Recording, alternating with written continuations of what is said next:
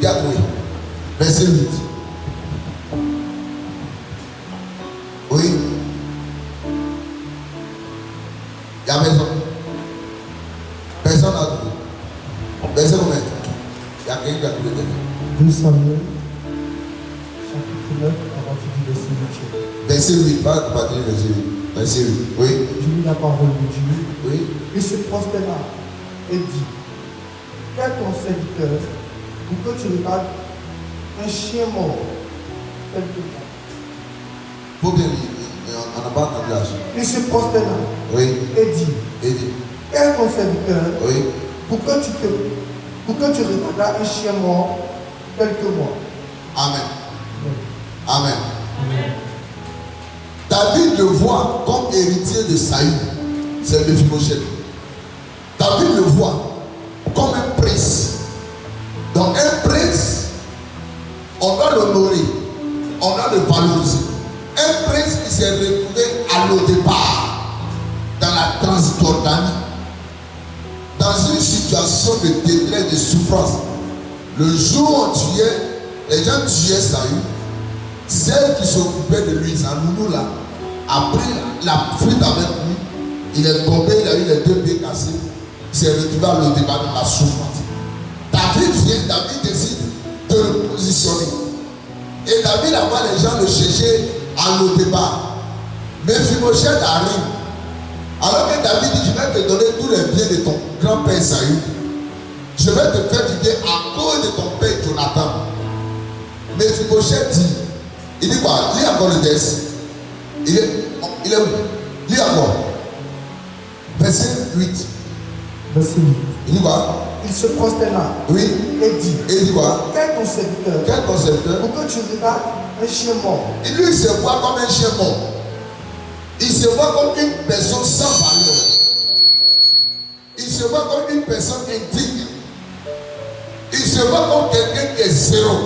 Alors que David le voyait comme qui? Comme qui? Comme qui? Comme qui? Un prince. Lis le dernier verset. Le dernier verset, verset 13. Lis.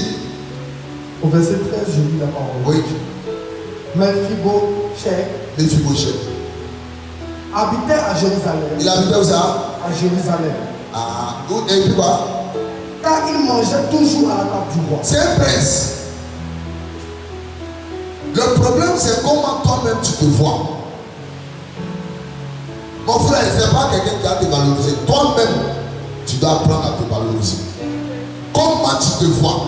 Si tu te vois comme quelqu'un qui est nul, tu finiras ta vie nulle.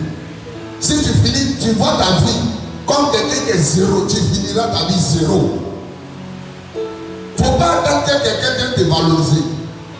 Toi-même, il faut comprendre que tu as de la valeur. Alléluia. Je dis Alléluia. Dieu a dit à Samuel, dans 1 Samuel 16, il dit: va dans la maison d'Isaïe, le Bethléem, j'ai trouvé un homme selon mon cœur. David, sa famille le voyait comme un berger, comme quelqu'un qui doit rester dans le désert pour suivre un mouton. Mais Dieu le voyait comme un homme selon son cœur. Tu es l'homme selon le cœur de Dieu. Dis Amen fort. Amen. Tu as de la valeur aux yeux de Dieu. Amen. Devant Dieu, tu n'es pas n'importe qui. Hein? Dieu dit: tu es la prunelle de ses yeux et te garde précieusement. Il dit: ton Dieu ordonne que tu sois puissant, que tu sois grand. Tu es important aux yeux de Dieu. Amen. Dieu ne te voit pas comme quelqu'un qui est zéro. Quand Dieu a créé l'être humain, Dieu a dit: c'est bon et quoi. C'est bon comment? Non, c'est bon et très bon. Et la Bible dit: Dieu est béni. Dieu ne t'a pas créé zéro. Dieu t'a créé avec du potentiel. Dieu t'a créé bon et très bon. Et Dieu t'a béni. Quelles que soient les circonstances de ta vie, quelle que soit la tempête autour de ta vie, quel que soit ce que les gens vont te dire, tu n'es pas n'importe qui. Tu as de la valeur aux yeux de Dieu. Tu as été créé à l'image et à la ressemblance de Dieu. Il ne faut jamais oublier ça. Il dit: faisons l'homme à notre image. Et puis quoi? À notre ressemblance. Dire que tu es zéro, c'est dire que Dieu ne t'a pas créé. que tu es zéro, c'est dire que Dieu s'est trompé. Dire que tu es zéro, c'est dire qu'il n'y a pas de divinité en toi. Paul dit, dans le livre de Galates chapitre 2, verset 2, il dit, si je vis, ce n'est plus moi qui vis, mais qui vit à moi, c'est Jésus qui vit à moi. Mon frère, c'est parce que tu as de la valeur aux yeux de Dieu que Jésus est venu habiter en toi. Le livre de 1 Corinthiens chapitre 6 dit, ne savez-vous pas que votre corps est le temple du Saint-Esprit? C'est la maison de Dieu. Si tu es zéro, Dieu va venir habiter en toi. Si tu es chez moi, Dieu va venir habiter en toi. Tu as commencé, tu as de la valeur aux yeux de Dieu. Dis-le fort, il n'entend pas bien. Dis-le fort. Dis-le fort. Il ne faut pas te voir comme une personne sans valeur. Il ne faut pas te voir comme une personne qui est nulle. Échouer à l'école ne fait pas de toi quelqu'un qui est nul. Avoir de mauvaises notes ne fait pas de toi une personne qui est nulle. Tu es un héros. Viens dis, tu es quoi? Tu es quoi? Tu es quoi? Dis moi, il n'entend pas bien. Il n'entend pas bien. Hey, attends. Il ne faut pas attendre que les gens disent que toi tu es héros. David arrive sur le champ de bataille dans 1 Samuel chapitre 17. Saül a fui Goliath. Comment Saül n'a pas vu? David se voyait comme héros. Il dit que j'étais dans le désert. Le lion et l'ours venaient prendre les brebis de mon père. Je les poursuivais. J'arrachais la brebis de la gueule du lion et de la patte de l'ours. Je me circoncis là, je vais me battre. Ah! David a eu la victoire sur Goliath avant même le combat. Un héros, il voit la victoire avant la bataille. Je prie que tu sois un héros dans ta génération. Que tu marches comme un héros. Que tu confesses que tu es héros. Que tu vis comme un héros. Dis amen fort. Dis à ton matin, tu n'es pas né pour qui? On dirait que tu as honte de dire à ton matin, tu n'es pas né pour qui? La deuxième personne qui peut confesser que toi tu es nul, ce sont les humains qui t'entourent. C'est même pas le diable. Le diable même ne dit même pas que toi tu es nul. Parce que le diable sait que Dieu t'a créé avec du potentiel. Hein? Pourquoi le diable vient t'attaquer? Écoute, Dieu fait ta publicité devant Satan. Souviens-toi de Job chapitre 1. Dieu a dit à Satan, et regarde mon serviteur Job. Oh, regarde comment il m'aime. Regarde comment il est chic même. Satan dit, il est attaqué. Si tu me donnes la permission, c'est ma diable. Et lui, là, s'il l'attaque, il ne va plus t'aimer. Dieu ne va pas. Malgré les attaques, malgré les persécutions, malgré la situation de Job, Job a toujours confessé que son rédempteur est vivant. Un héros ne confesse pas la défaite. Est-ce qu'il parle avec même? Il parle avec même. Même Satan. La raison pour laquelle tu connais beaucoup de preuves de situations difficiles dans la vie, la raison pour laquelle tu connais beaucoup d'humiliations dans la vie, la raison pour laquelle on te suit, on te rabaisse, on te prend comme un jupon, la raison pour laquelle le diable te combat, c'est parce que tu es né avec un potentiel, un plein potentiel. Tu es né avec quelque chose de précieux à toi. Hey, souviens-toi, quand Jésus est né, les mages sont venus de l'Orient. Les mages sont les sorciers. Ils ont dit, nous sommes venus l'adorer. Où est le roi? D'Israël, nous sommes venus l'adorer. Parce que nous avons vu son étoile en Orient. Avant que tu me dises, le diable avait ton étoile. Le diable sait que toi, tu n'es pas n'importe qui. C'est pourquoi il a décidé de te tuer. Il a décidé de mettre fin à ta vie. Il a décidé de te détruire. Le diable sait que toi, tu as de la valeur. C'est pourquoi il ne veut pas que cette valeur se manifeste. C'est ton entourage. Il regarde ton présent pour dire que tu n'as pas de valeur. Pour dire que toi, là, tu es nul. Il y en a qui ont commencé à dire qu'ils sont nuls parce que des enseignants leur ont dit, toi, tu ne sais pas ce que tu fais dans la vie. Tu ne sais pas ce que tu fais. Que toi là, pourquoi tu es bête comme ça? Il y en a qui ont commencé à se voir comme des nuls. Parce que leurs propres parents les ont vus comme des nuls. Leur propre mère a confessé. Et toi là, c'est pas bon pour toi. Voyons un peu dans la Bible. Voyons un peu dans la Bible. Prenez vos Bibles dans 1 Chronique chapitre 4, versets 9 et 10. 1 Chronique chapitre combien même? 1 Chronique combien? Verset combien? Quelqu'un pour lire.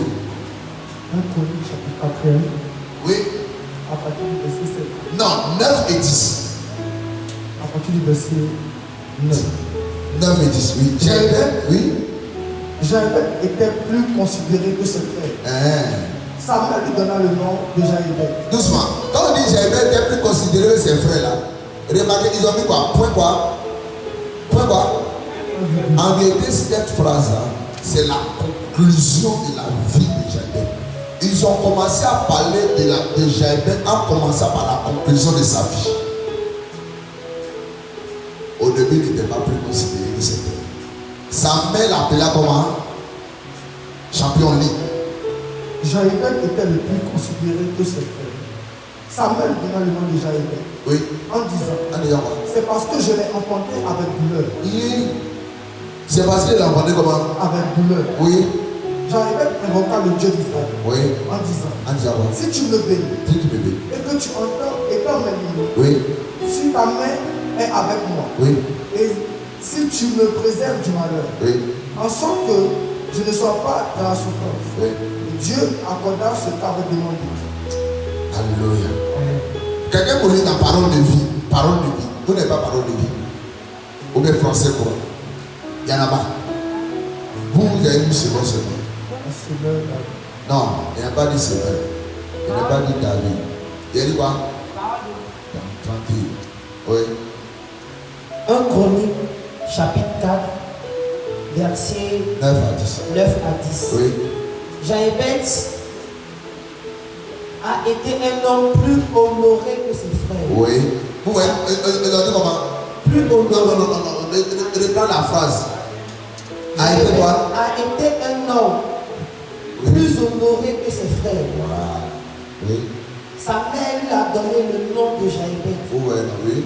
Parce qu'elle avait beaucoup souffert en le mettant au monde. Oui. Jaébet a prononcé cette prière. Il a dit quoi? Dieu d'Israël. Dieu d'Israël. Donne-moi ta bénédiction. Donne-moi ta bénédiction. Augmente mes terres. Yes. Étends sur moi ta main protectrice. Oh yes. Éloigne de moi le malheur et la souffrance. Thank you, Lord. Oui. Dieu a donné à Jaébet ce que celui-ci lui a demandé. Amen. Vous l'avez beaucoup de versions de Bible. Dis à ton mari, il faut avoir beaucoup de versions de Bible. Tu as beaucoup d'habitudes, tu n'as pas beaucoup de versions de Bible. Tu es comme moi-même. Hey, un homme de Dieu, écoutez-moi bien, un homme de Dieu qui n'a pas plusieurs versions de Bible, il n'est pas normal. C'est un homme de Dieu que le palu fatigue.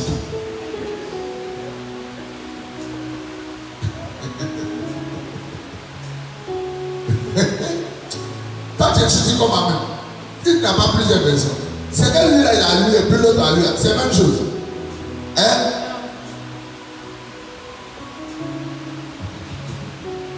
Dis à ton mari, pas acheter d'autres Bibles. Faut lui dire. Faut le toucher, il ne faut pas avoir peur, il va bien te faire.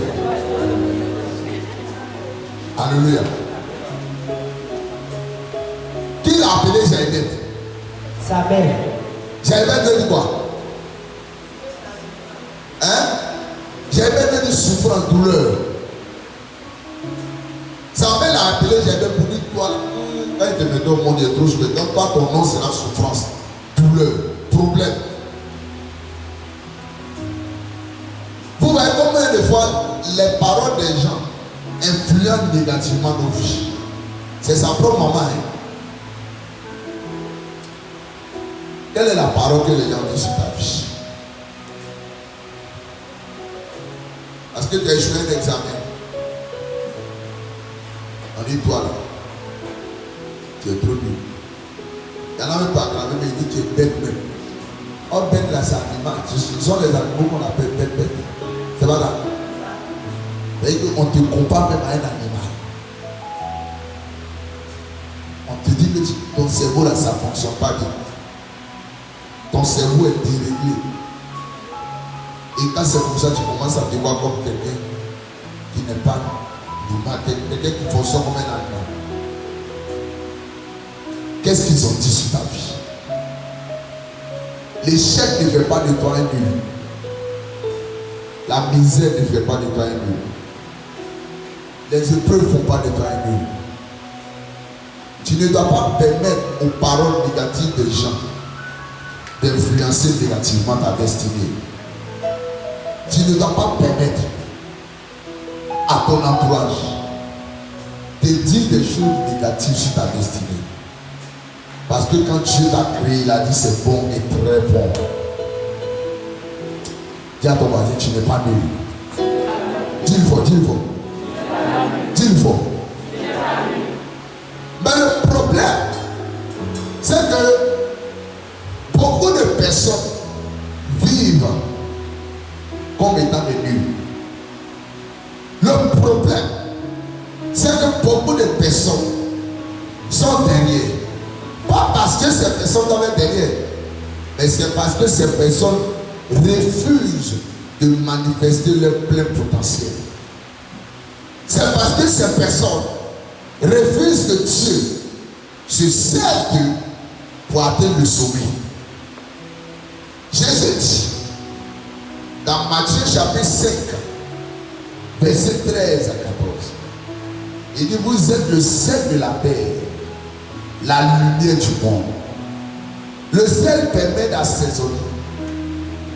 Donc quand Jésus dit vous êtes le sel de la terre, il est en train de dire c'est vous qui devez donner un goût à la vie de cette terre. Mon frère, si tu es nul, est-ce que tu peux donner un goût, un sens à la vie de ce monde? Il dit vous êtes la lumière de ce monde. C'est-à-dire vous devez éclairer. Éclairer. Vous devez éclairer cette société. Hey! Il ne dit pas vous êtes la torche, ni la bougie. Il dit vous êtes quoi? Vous êtes quoi? Et il dit on n'allume pas une lampe pour la mettre où ça? Sous le poisson, sous la table. Ça va pas éclairer. On la met où ça? Sur la table pour que ça éclaire. Il dit qu'une ville qui est construite sur une montagne ne peut être cachée. Le problème aujourd'hui, c'est qu'au lieu de te positionner sur la montagne, tu as préféré la vallée. Ah. Le problème, c'est qu'au lieu d'accepter d'aller te positionner sur la montagne, tu as préféré dormir dans la vallée. Or, le Salut dit, quand je marche dans la vallée de l'homme de la mort, je crois, est-ce qu'il a dit je vais dormir dans la vallée? Beaucoup de personnes ont préféré dormir dans leurs problèmes et dire qu'elles ne vont pas réussir dans la vie. Beaucoup de personnes ont préféré laisser les problèmes, la souffrance les engloutir et dire qu'elles ne sont pas destinées à être des géants.